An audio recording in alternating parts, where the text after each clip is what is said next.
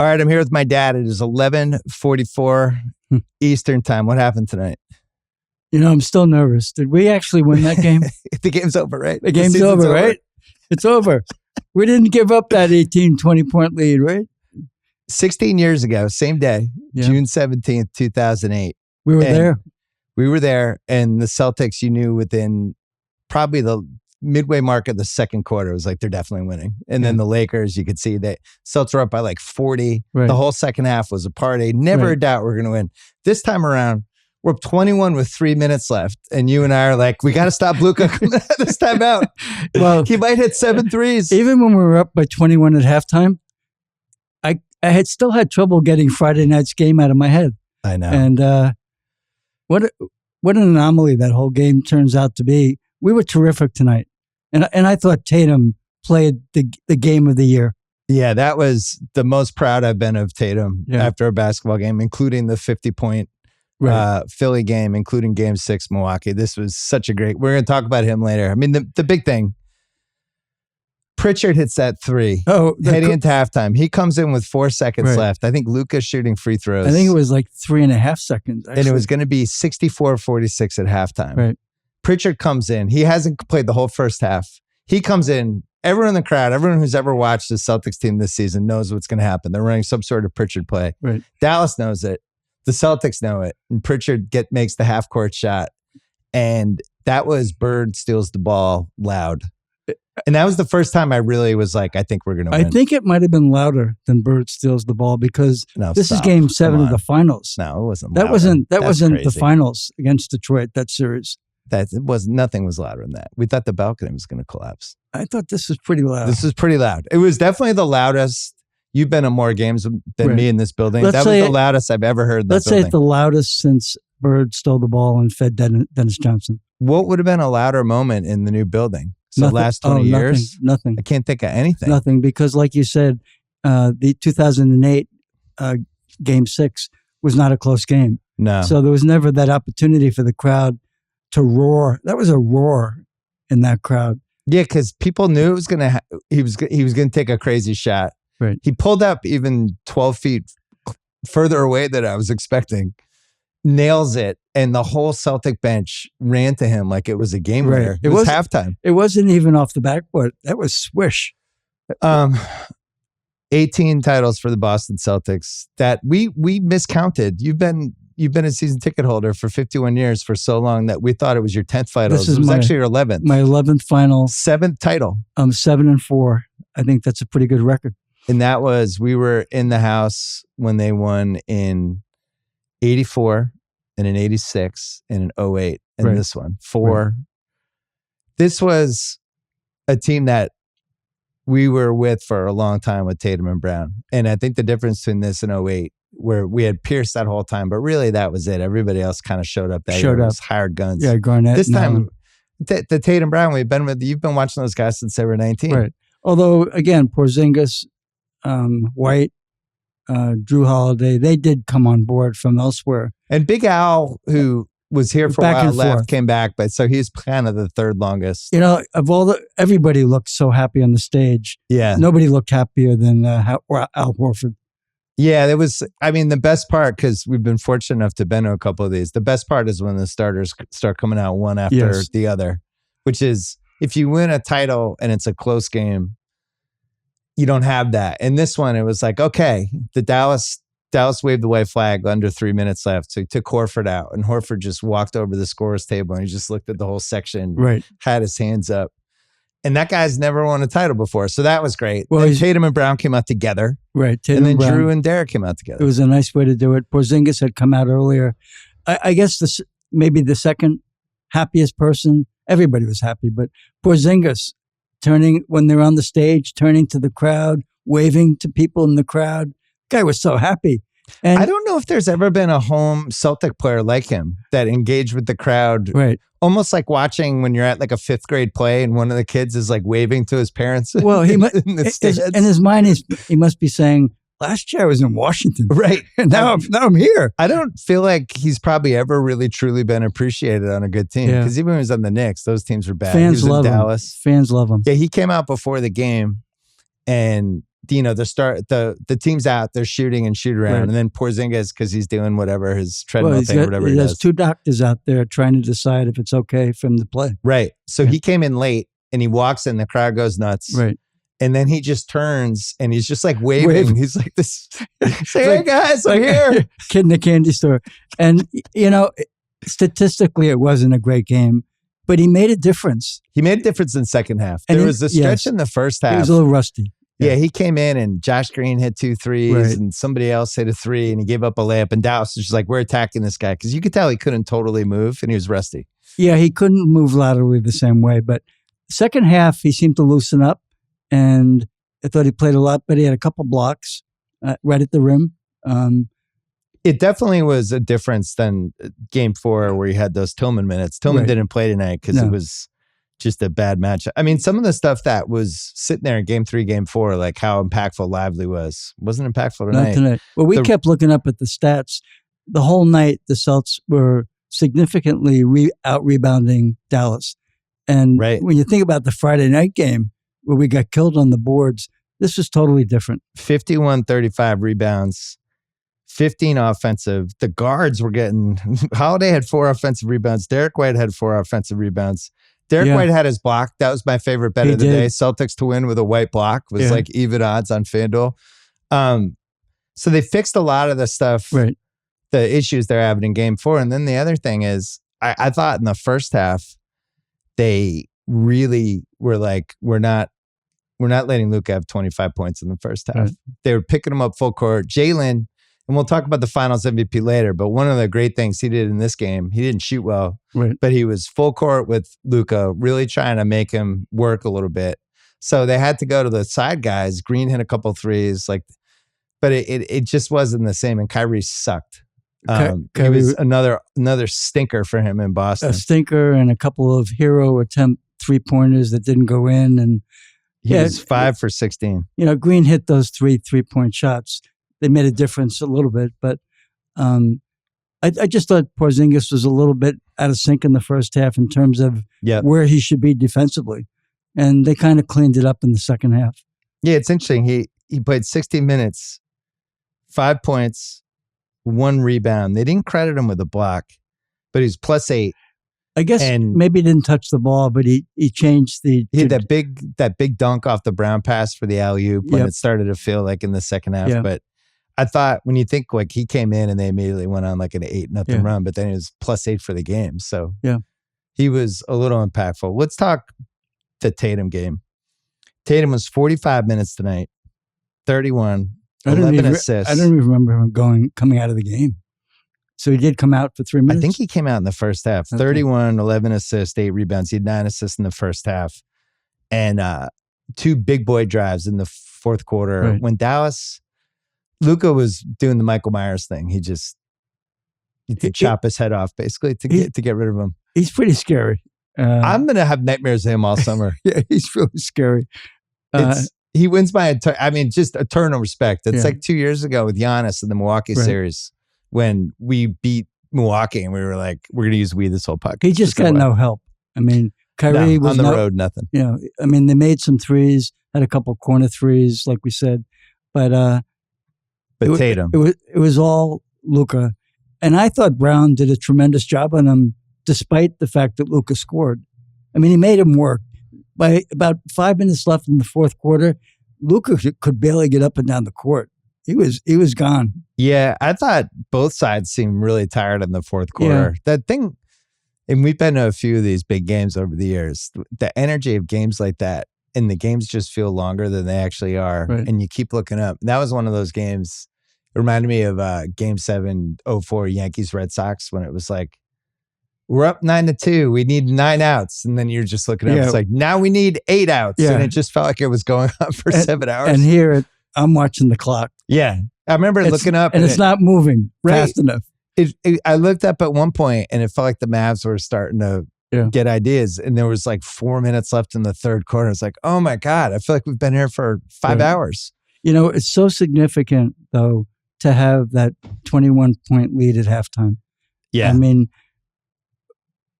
I guess we shouldn't have been so nervous. It would have been awfully hard for Dallas to come back. But that's the thing about this team. basically tonight, and we got to talk about Tatum because now I forgot to do it twice. But this team all year felt like they were up 20, 75% of the season. And you were always like, I wonder if they're going to finish this. Right. I wonder if the other team's going to go. It was just weird because I think when you're tied to threes and the offense would slow down sometimes. And it was weird. The crowd was like excited but nervous in the fourth quarter. Yeah. Well, which I think was probably mostly Luka. I mean, you and I said before the game started, this crowd is nervous. You could just feel the nervous tension in the crowd to begin the game. Before the game, I mean, I got there almost an hour earlier. It wasn't the loud crowding as we had in games 1 and 2. This was a nervous crowd. You didn't want to go with me to the game because you were like, I'm going to show up before the game because I'm nervous. I don't want to be around anybody. And then you showed up with like 45 minutes for the game, just throwing popcorn down like a champ. Sitting in my seat. Yeah. Well, I wanted to watch some of the players warm up. And it's interesting. Pritchard probably tried that shot 3 or 4 times because he's the only guy left out there before the game. Yeah. And that's a shot. The crazy half-court shot. Yeah. It's funny, like, so we had an 84 in person. That was just a bloodbath of a series. Right. And a really, really great, exciting Game 7. But, those teams were really even. 86, there was just no question we were beating Houston. Like that Samson punches Siege thing in Game 5. It's like we're definitely 100% beating these guys. 08 felt the same way. Felt like we should have finished it in 5 in LA. Felt like we were better, then laid the smackdown. This game, because how bad they looked in Game 4. Right. There was a weird energy. There was like walking around. There's a lot of people like, what do you think tonight, Bill? Nobody was like, we're going to do it tonight, Bill. Yeah. When I came in, the guy said to me, we were down by 48 points on Friday. What do you think? That didn't help my nervousness. Well, and then I talked to a bunch of like people who weren't rooting for either side, like NBA people, people who working for different media, and all of them were just like, you don't want to go back to Dallas on Thursday. And I'm like, I'm aware. I'm positive I don't want to go back to Dallas. Right. But it was one of those things, the things we were looking at where I remember texting this to one of my Celtics threads, rebounding. Can we take care of that? Rebounding for me was the key. Drew Holiday revenge game for how bad he was in Game 4. Well, and in the first half, and he did good stuff on Kyrie defensively and made a couple shots around the basket. So that was a plus. He missed 3 little bunnies. Yeah. And he doesn't usually miss those. But he made a couple in the first half. Yeah. The threes we were watching, they were 12 for 23 at one point. Right. And then they missed 8 in a row. Yeah, they missed 8 in a row. Yeah. But the threes were good. And then the big thing was Tatum. Yeah. He was like an orchestra leader out there, wasn't he? It was all the best parts of Tatum. Yeah. And, at the end of the first quarter, he had to do the quarters winding down. I'm going to take my step back 3, and he missed it. Right. And then in the second quarter, same thing, he made it. And then the Mavs came back down. Luka had the free throws. And then the Pritchard 3. So there was like a flurry of action, but he actually made the step back at the end of the quarter. I was he's feeling it tonight. He did make it. And then, as you said, Doncic had the free throws, but he missed the second one. And the second one bounced. We got the rebound. And they weren't ready. And they weren't ready when Pritchard had the ball, bring the ball up the court. Yeah. They cut Pritchard's minute. Pritchard got cut out. Tillman was cut out. Porzingis played. They basically went 7. Hauser was big. Hauser had a couple of huge shots. In the first half. And then in the second half, he missed like 2 threes that would have just basically ended the game. And they rolled around. Both threes rolled around the rim. Yeah. But Dallas, I felt like Dallas was just searching. Kid was still, it's Game 5, and he's like, Exum, Gafford, right? And he was playing roulette with all his role players, and he couldn't find 5 guys. No, he was hoping one of the role players would get hot. It never happened. Yeah, because Hench texted me that my friend Kevin Hench that the Mavs averaged 93.5 points in the 4 losses, which in the modern NBA is basically a catastrophe. Right, and that's a high scoring team. Yeah. So they took away the threes, they took away the role players, and they kind of held on for dear life with We Luka. took away Lively in this game, and Lively was terrific in a couple of the other games. Yeah, he was never good in a road game, though. It was interesting. It was the home games, and that's the thing. It's Why home court advantage matters sometimes, especially with young guys especially and role players. Young players and the role players. Yeah. All right. So my dad, we talked about it after game one, that if Joe Mazzulla led the Celtics to an NBA championship, my dad was going to officially promote him from second row Joe to first row Joe. I was, for the record, I was all in on first row Joe after game one. I thought he coached a really good game tonight. What was interesting is he extricated himself from a couple of bad decisions. Like they went small ball in the second quarter at one point, and or the third quarter, and it just didn't work. They took Horford out. They didn't have Porzingis out. They played Tatum, and then Gafford got 2 dunks. Right. Somebody else got a layup at the rim, and he just immediately got out of it. Called out a couple other good timeouts too, which he just didn't do last year. But that example of small ball is a great example of maybe Mazzulla's growth, because you're right. It was a bad move. Dallas immediately scored, I think, 8 points. He called a timeout, and we never saw small ball again. No. You will never hear me say second row Joe again. Oh. I thought he did a great job. I thought he coached a great game tonight. I guess, we're 16-3 in the playoffs. Right. We had a sweep and 3 5-game series. 80-21 for the season. It's going to go down as statistically one of the best teams ever. A little like the 2015 Warriors, where I mentioned this the other day on the pod. People didn't really know what to think the whole time. Right. And so then I'm not gonna even call him first row Joe. He's Coach Mazzulla now. This is really, I'm like welling up. Jesus. Didn't realize this was the end of terms of endearment. Yeah. Well, unbelievable. We won a championship. He's just Coach Joe. He's Coach Mazzulla. Coach Joe Mazzulla or Coach Mazzulla. The team, I got to say, and I spent a lot of time with Boston people when I was in Dallas, and I just heard the same thing over and over again. The players love him. The players respect him. He's really earned the admiration of everybody around him. And I can't remember. Obviously, we're hard on coaches and managers because that's what we do. That's what we do. We just complain. They know way more than we do. We don't care. We complain about them. But I can't remember. The first season I remember anything was like the 74 Bruins and Celtics and just all the way through. I can't remember a coach or manager that we felt like this guy just doesn't have it, who then did a 180. Can you? It certainly didn't happen with the Red Sox. No, I can't remember. I mean, Patriots. Heinsohn, I always felt, knew what he was doing. Bill Fitch knew what he was doing, but he wore it as welcome. Casey Jones was great with the players. I'm not sure he was a great technician, but yeah, he kind of killed us in 87. Yeah. Well, he really killed us in 88. He didn't play Reggie Lewis. Yeah. I'll never get over that. Yeah. On my deathbed, it'll be like the 11th thing I think of. Like, why didn't he play Reggie Lewis in the 88 playoffs? The first thing I'll think of on my deathbed is Magic's hook shot in 85. 87. Oh, 87, sorry. No, I'm saying there's Bruins coaches. I can't think of another example of this, but, we were kind of out on Joe, but not all the way out, because he was put in such a bad position last year that was the hope. It's like, you know what? Nobody was ever in a worse coaching spot with that, with a team built to win the title. Ime gets bounced right before the season. We lost Will Hardy from the season before too, who was the number one. So now we're down the top 2 coaches. He's got Damon Stoudemire leaves during this season, and it just felt like we would look at the assistants on the bench and we were like, who are these guys? Well, not only that, but they all had been hired by the previous coach. Right. It wasn't Mazzulla's staff. And, the end of the season, last season, they all left for the most part to go to Houston. Yeah. And Mazzulla and Brad Stevens got to hire new assistant coaches, and they were terrific. And I thought they really helped Joe Mazzulla mature as a coach this year. Yeah. You can't put that aside. But some of the stuff we complained about with him last year, he just stopped doing. But the stubbornness about, I'm never calling a timeout. The guys have to play their way out of it. And it was like, no other coach does this, Joe. Right.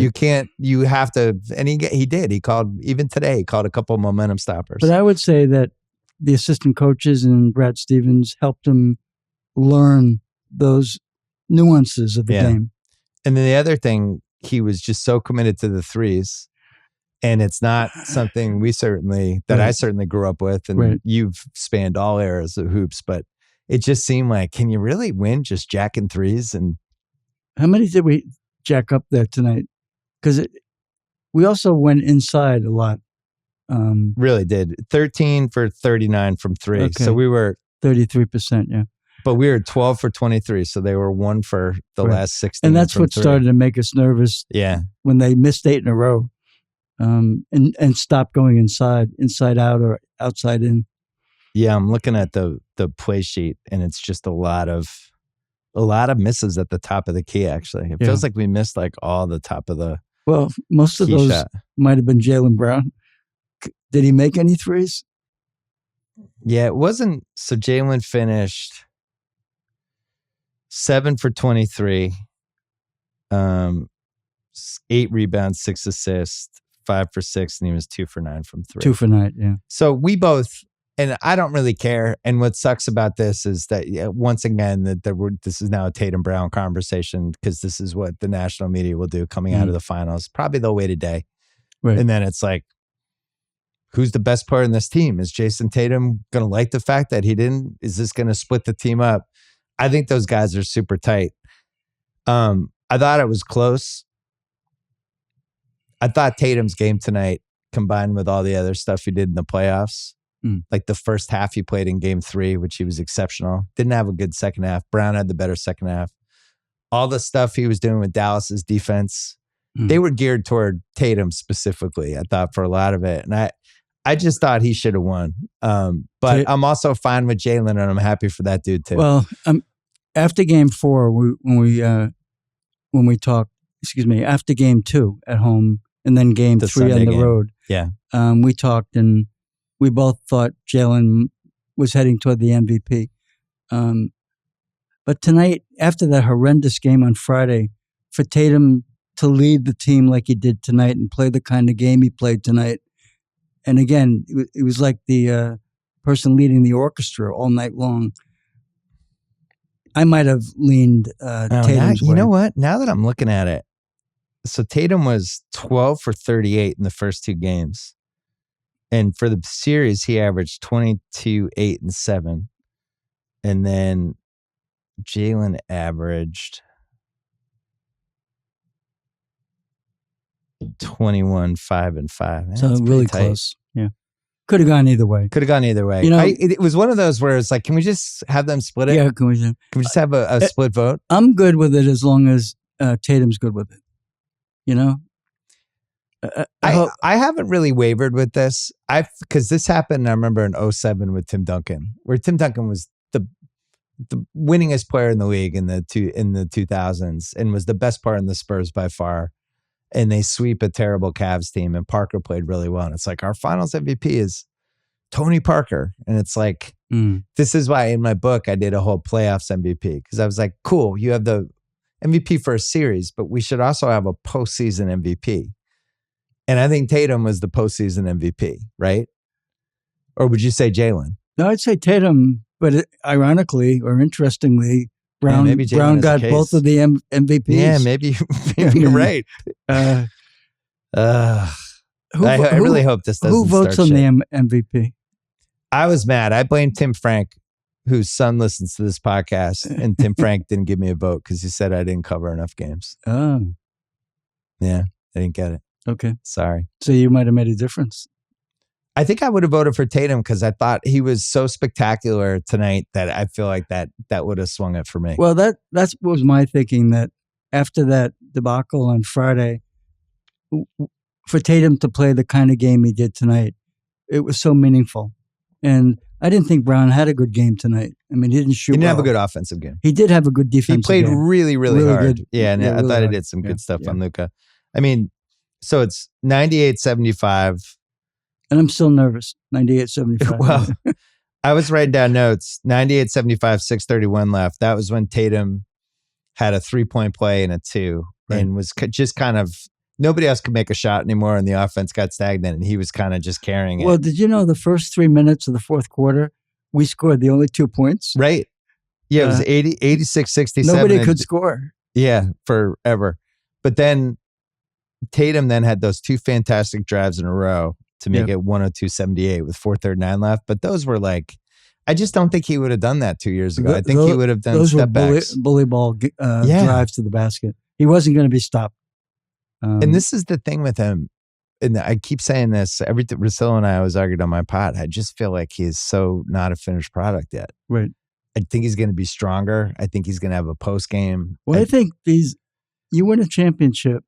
Now the narrative is they're world champions. They're going to come back differently, I think. They're going to come back. They'll work hard in the game, I hope, this summer. And they'll have so much more confidence as a world champion. Well, can I say selfishly, it might be a good thing that Tatum didn't win the finals MVP? Because now it's like a little carrot. Yeah, now he's like, okay. Even though we won a title, I'm not the finals MVP. Bird didn't win in 1981, and it was an interesting one because Maxwell was really good in that series. Yeah, he was really good. But Bird was the best player on the team. Right. I don't know. It's a weird one because if you're just voting for the series only, and you're kind of ignoring who the actual best player on the team is. I just hope it doesn't become an issue. And I hope... the local Boston shows tomorrow, they're going to have there'll be like the second segment they do. Yeah. Could this be it for Tatum and Brown? Those guys, I was watching, first of all, Tatum, I think if I had to rank the happiest guys coming up, I think he was out of the 5 starters. I thought he was going to start bawling. He was so happy. He was hugging everybody. Yeah. I thought he lifted Mazzola off the ground. He was so happy. Yeah. And then just in general, like first, we got to go through some of the dudes. Derek White, who it seems like is looming now for Team USA, because I had heard that before. Woj reported that maybe if Kawhi doesn't play. He hit a couple of key 3-point shots when Dallas was making those mini runs they make with Luka. Terrific season. Yeah, wait, and we better extend that contract.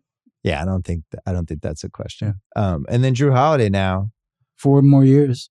I think with the way the barrier for the Hall of Fame has dropped, like Michael Cooper made it, Drew's probably a Hall of Famer now. I think so 2 titles for 2 different teams. He was the third best player on the Bucks, and and also the way he changed his game to play for this team. Yeah, his game with Milwaukee was completely different. He was a second option scoring. Yeah, and had the ball a lot. This team, that wasn't the case.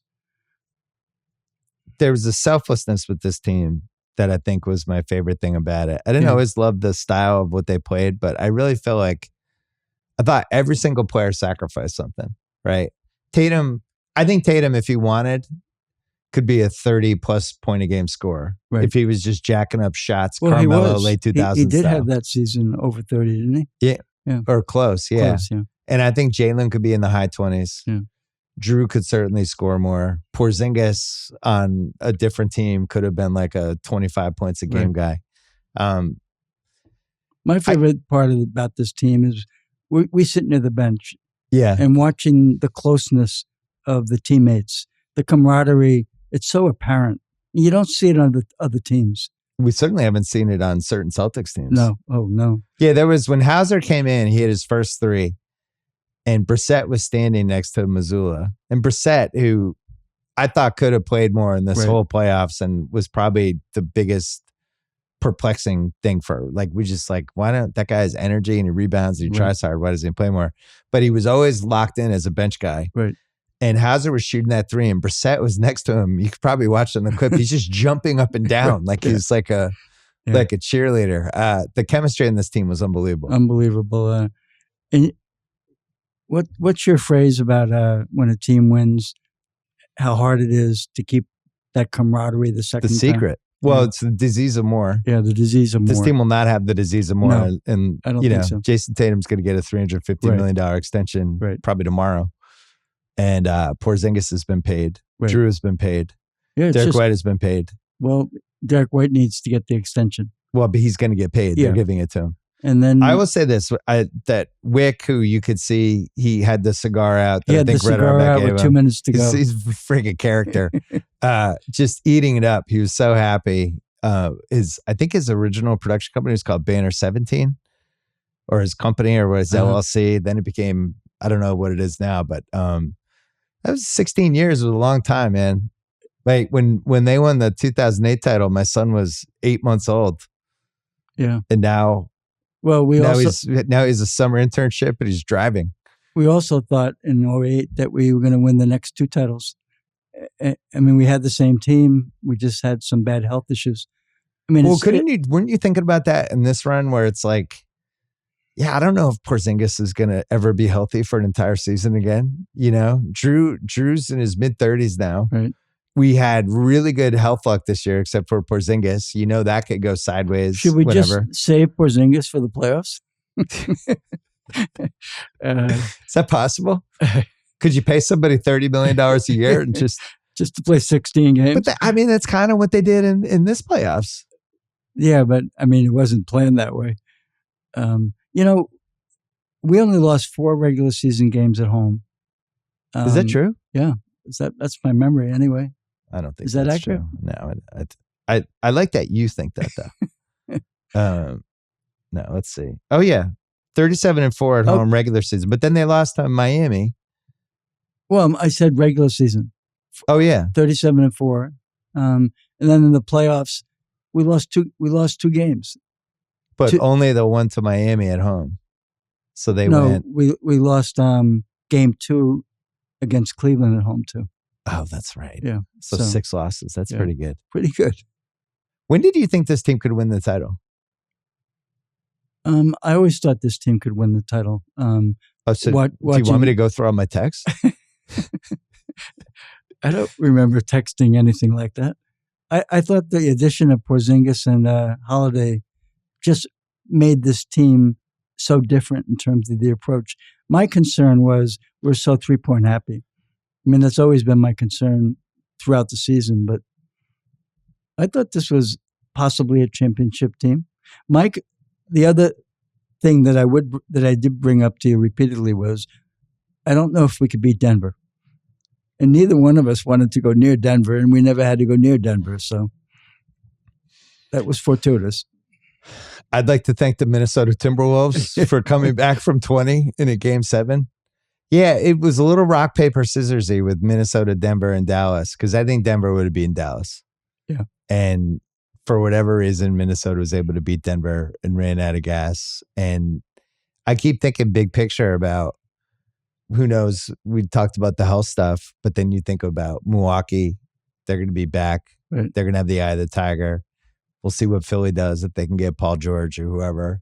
Miami can always pull like some crazy move out of their ass. Who knows if Orlando is going to sign somebody. So these will definitely be better. And then the Knicks, whatever they do, they're going to be a problem. Right. So we should have 6 teams plus whatever happens with Cleveland.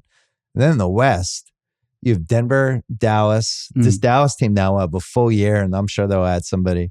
Minnesota, OKC, which I'm sure is going to do something. Memphis is coming back. But the good thing league's is loaded. Only one team can come out of the West. Fortunately, they knock each other off. You know, a lot of outside of Boston people will say we lucked out. We played a Cleveland team where Mitchell got hurt. We played a Miami team where Butler didn't play. Yeah. We played an Indiana team where the point guard.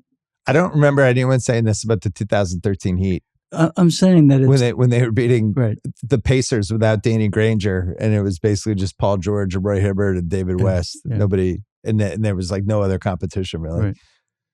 Right. I want to repeat one thing we talked about in the other podcast because Adam Silver said it today to the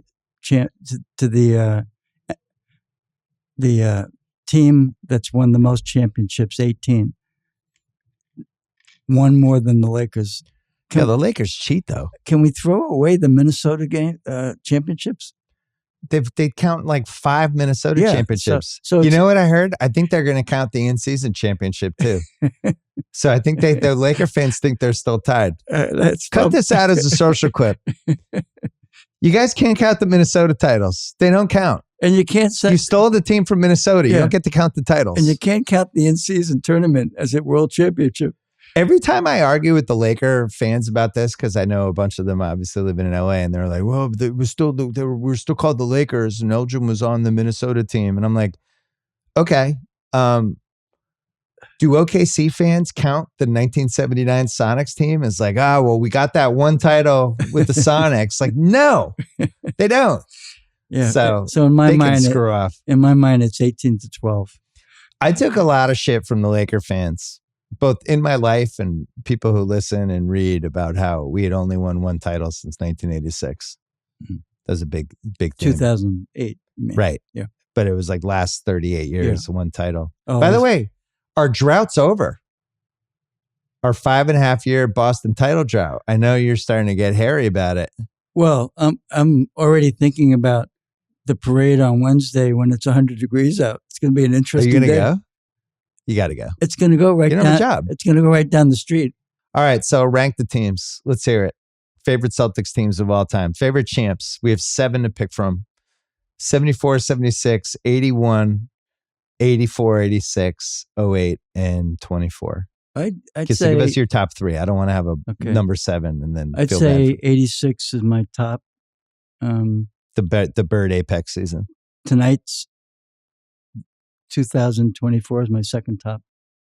Really? Over 81? And 81 is my third top. Yeah. Wow. Yeah. Because I just always hope for one more championship. And, it's so hard to get there. It's so hard to get through all the rounds you have to get through, hoping that you're going to stay healthy. The Western teams have been pretty tough this whole season.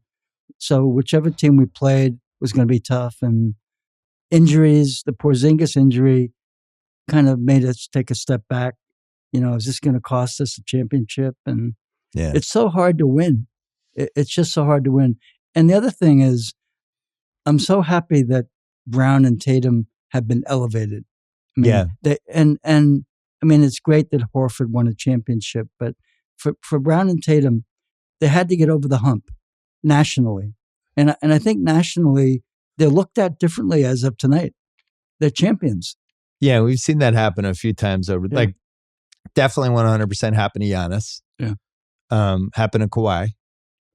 You've seen it happen. Trying to think other ones. That first Warriors title. Happened to Joe Mazzulla tonight. Happened to our guy Joe. He's a champ. I was thinking about. I was walking around. I was so nervous today. I walked around all of Boston. I walked to Cambridge. I walked through Charlestown, where I used to live. I literally, I think I walked 27,000 steps. So you were as nervous as I was? Yeah. Well, Luka, it was so easy for him to score in game 4 that I just couldn't stop thinking about it. I was like, Luka might have like 48 tonight and just like suck our souls out. And the history of basketball is sometimes if you have one guy on the other team who was just awesome, they could just. So I was just walking around and thinking about that. And I was thinking about all the things that happened since we won in 08 when we felt like, this team's got at least one more, right? Then 09, KG gets hurt. Right. 2010. Perkins gets hurt in game 6. Perkins gets hurt in game 6 and freaking Rasheed Wallace, so we couldn't stand that year. And then he has to play 35 minutes. We blow game 7. Artis hits that crazy 3. 2011, make the Jeff Green trade. Rondo hurts his elbow in that Miami series, so that one's out. 2012, we're up 3-2 and LeBron just sucks our souls out in game 6. Then Bosh hits him 3 in game 7. 13, 14, 15, 16, 17, we weren't going to win those years. Right. 18, really good chance. Kyrie and Hayward's first season. Hayward's out in 6 minutes. Right. We take Cleveland to a game 7 anyway, and LeBron was just unbelievable. Beats us. 19, 20, in the bubble, maybe, but that team didn't feel Kemba was really bad in the bubble. Right. Our defense was bad. 21, bad year. 22, I remember walking home with you after game 5 Milwaukee, and we felt like we lost a title. Right. Because we were like, the league's wide open. We're going to get this. Then they come back and win that. And then Golden State just gets their mojo and they take it from us. 23, we lose a game 7 at home in Miami. I mean, it's weirdly like a lot of downers. It's weird. Well, you made me do the podcast after we lost to Golden State. That was a tough one. Yeah, that was almost a human rights violation.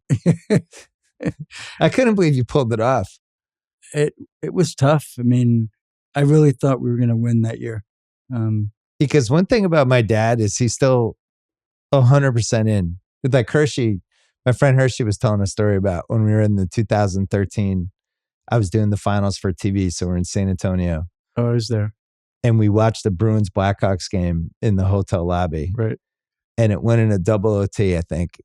And the Blackhawks scored. And really, like, that killed the Bruins season. And you just said, I'll see you guys later. And you just left. and Hershey looked at me and was like, I just want to care about sports that much when I'm older. And now 10 years later, still there. But I mean, when we left Game 7 last year, that Miami, Tatum gets hurt in 8 seconds. Oh, it was awful. Yeah. And we were just like, what's going to happen to this team? The chemistry was off with Marcus and Grant. And you got to credit the moves they made. The trading Marcus was, and Marcus's name wasn't mentioned for the last 2 weeks, but remember they traded him. Everybody's like, who's heart and soul of the team? You know, you just remind me of something. You know who we haven't talked about? Brad Stevens. We should have. I mean, the moves he's made. Yeah. After that horrendous 7th game loss to Miami last year. And obviously he knew that team wasn't going to get over the hump the way it was constructed. Which is how we felt as well. And we felt as well. But not every general manager is going to make the moves he made. I mean, they were risky. It started with the Horford trade. Gets Horford back, who seems like he's on his last legs, just to get rid of the Kemba contract. Gives up a pick for that. Right. The Way trade, I remember when we found out there was a pick swap and it was only top 1 protected, and like 5 years later, and we were like, oh my God, what if Tatum's not here? For a guy we never heard. Yeah, we were like, I like Derek White, but Jesus. Yeah. And then the Porzingis trade, which was just a great trade. I still can't believe we got picks on that. And then that led to the Drew trade, which was the all-time no-brainer. Of course, we have to do that. But yeah, he did a great job. Great job. And in a bizarre, they hire him as a college coach. They're going to tank for a couple years. And he's such a good coach that they kind of audible in his second season, remember? Yeah. They traded for Isaiah Thomas, and I think they got the 8 seed. And we were supposed to be losing intentionally. And it was like he was too good of a coach. And then ran his course like a lot of coaches well, did. It kind of ran his course in a weird way. That you mentioned it earlier. The Kyrie Irving stuff would kill any coach. Yeah. What'd you feel? Kyrie genuinely seemed remorseful about how he behaved when he was here. And I didn't know. How about it with 2.5 minutes to go when Dallas emptied the bench, brought the starters out, and Kyrie went to the Celtic bench and hugged every Celtic?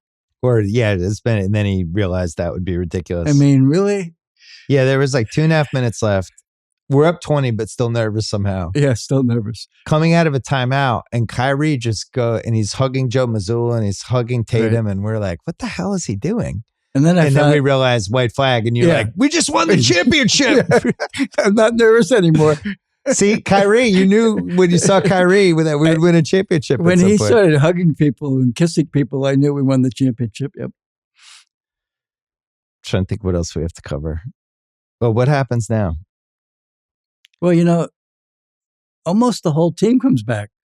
Yeah, and we didn't talk about Wick Grossbeck, who I've gotten to know over the years. I give him so much credit for spending the money he's spending to give us this championship team. Yep. Yeah, because you go back to the 2000s, and he made all the typical usual mistakes a new owner makes, and then eventually the 08 happens. But I think he's clearly one of the 3 best owners in the league. Yeah. But all you can ask for from an owner is like, do you give a shit about the team? Right. Will you spend money? Is money no object to get where you need to go? Are you going to hire the best people around you? One of the things because I hung out with Boston people a lot when I was in Dallas. This organization has been together. It's really rare to have an organization of people that have just been there for a while. Like they have the president, the CMO, the CFO, like you go on down the line, the head of sales, they're all the same people that were there in the 2000s. And they really value like loyalty, continuity. The people they hired, like they're all in on the team. And it's really hard to pull off. And he pulled it off. No, you're right. I remember in 2010 when I went out to LA for games 6 and 7 and got a chance to meet all those people. They're still here. They're still here 14 years later. Here. Yeah. It's incredible. Yeah. And I think just big picture, like you have guys like Tatum and Brown, like they really do value certain character guys, and maybe they learned the hard way that that's a good thing to look for. But I think that's the way you go after White. That's why you go after Drew. I don't know. Character guys. Yeah, I think character guys. And character coaches. Well, I was saying to somebody who was talking about Drew with a basketball friend of mine, I was just like, Drew is like exactly the 03-04 Patriots when we won the 2 Super Bowls and we had all those dudes like Vrabel and Brewski and Rodney Harrison, and it was just like guys who just wanted to fucking win, and that was it. Right. And Drew's just like that. He could care less what his stats are. It's like, what do we need me to do tonight? Do I have to guard Luka? Do you need me to actually like handle the basketball? He just doesn't care. He's gonna do what it takes. And it's obvious his teammates really, really love him, and he impresses them with his character. Yeah, he was kind of like the quiet leader of the team. Yeah. And then White was just such a delight. What a roller coaster ride with that guy. Remember in 2022, we were like, can we play this guy in the playoffs? Can he score? Can he shoot? Can he make a basket? He went cold for 2 straight weeks. Yeah. And we were talking about like the Derek White face. Yeah. He shaved his head. It feels like that helped him. That must have helped. As a family now, he's a family man. I don't know.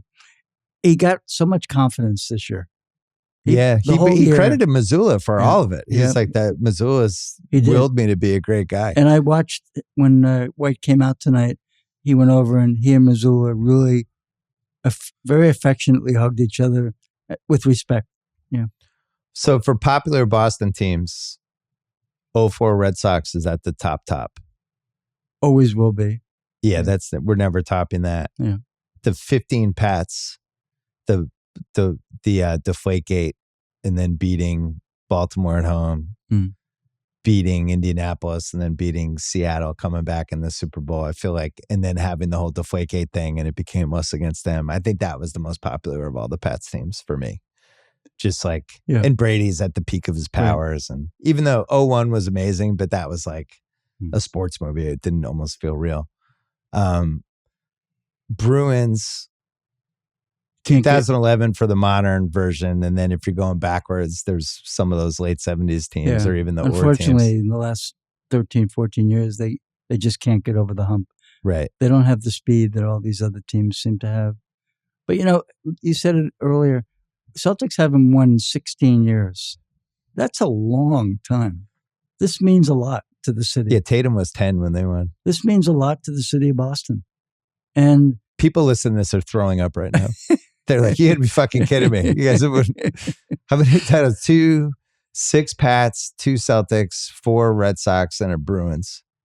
Yeah. So we've had 13 titles this century.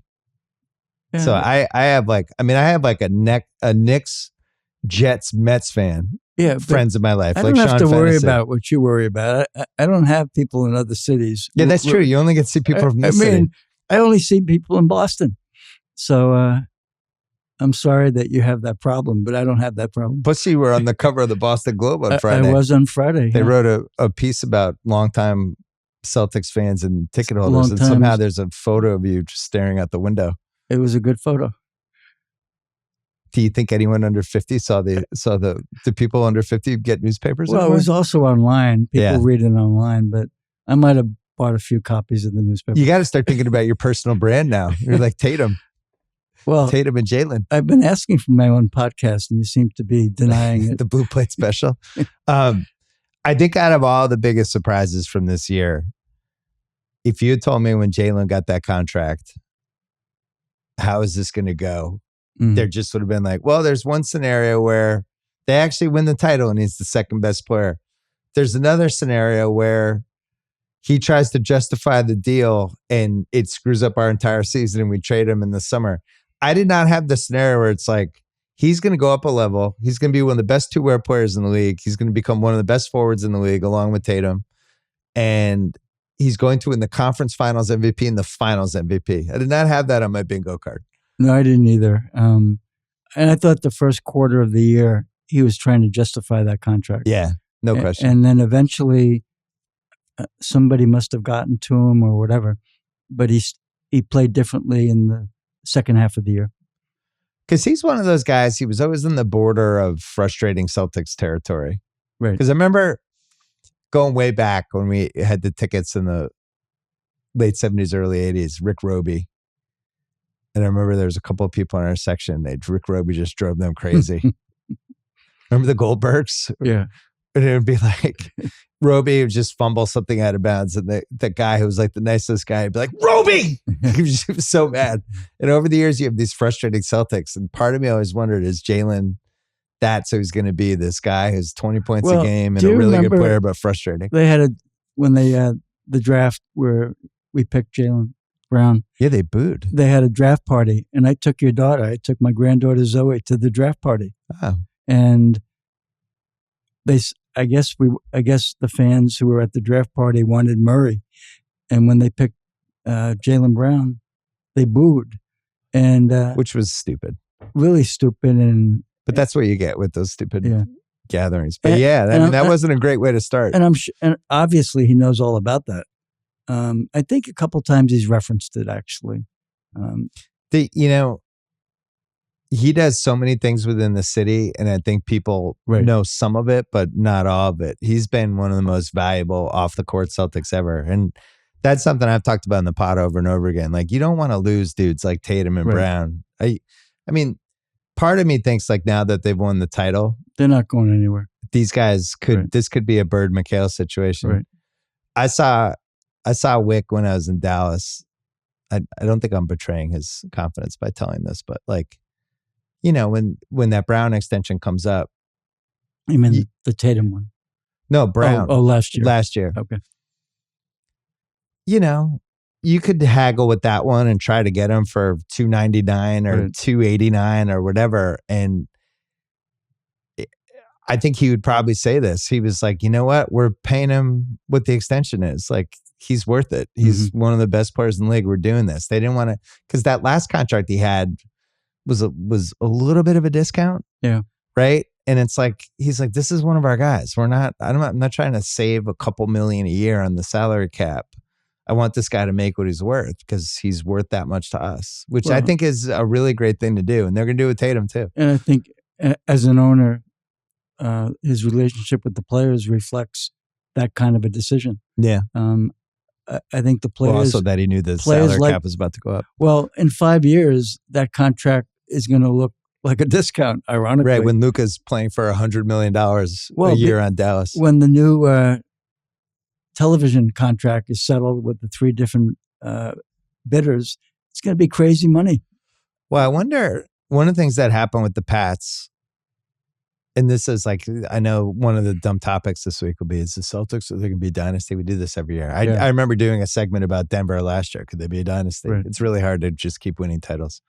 But I think one thing that might happen is you might be able to grab a vet on the minute, in a way like the way the Patriots were always able to grab these dudes. Because they want to play for this team. You'd be like, oh, Junior Seau, want to try to win a title with us. Yeah.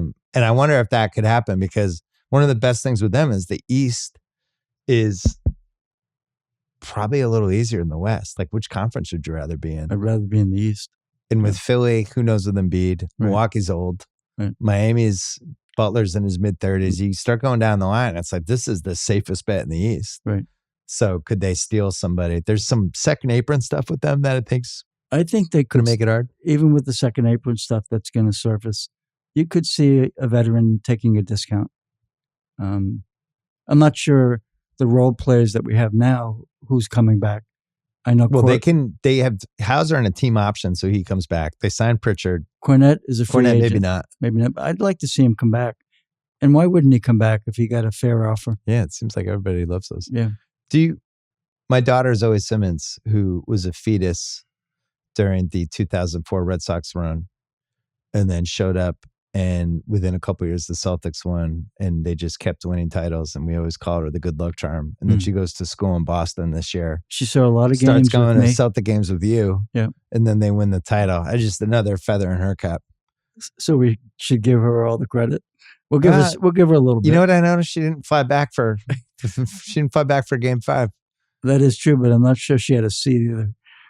You're going to give her your seat? Probably could have found one for her. Yeah, probably, yeah. But she was a good fan. She's a good fan. Oh, so you had the combo of like, you got to go to a bunch of games with her and with your wife. Right. We got to go to the finals. This is a great start to finish season for you. It was a perfect season. And our drought's over. I have no complaints. I'm in on the coach. What more could I ask for? 51 years, 11 finals, 7 victories, 7 titles. What kind of hat, t-shirt thing are you capable of? I'd like one of those white championship those are pretty hats. nice. They look kind of neat. Yeah. All right. Well, thanks for taking me to all these games over the years. Oh, you're welcome, son. It was, I still think 86 was my favorite. I said that as well. But yeah, I think that was the right call. The 81 whole playoff run was probably my favorite. The 81 beating Philly was still my favorite series we've ever won. Beating the conference finals against Philly is my favorite series. Yeah. But it wasn't, I moved this one up as my second favorite championship. And then probably best individual finals game we ever went to, I would say, was the Heat game in the 84 finals, game 5. When it was like 130 degrees and somehow Bird wasn't tired. Yeah. That was a great one. And all the great stories. But we'll remember this one. This game 5 it'll be the Tatum game, right? It was like we wanted him to have a big boy game and it happened. Well, also, it comes on the heels of a debacle 3 nights earlier. Where that nobody will ever remember. Nobody will ever care about again. But it made me, you walked around Boston all day today. Yeah. I couldn't even watch TV. I was so nervous. So that's all gone. We won the championship. All right. Year 52 next year for you. Dad, thanks for coming on. We did it. 7 titles.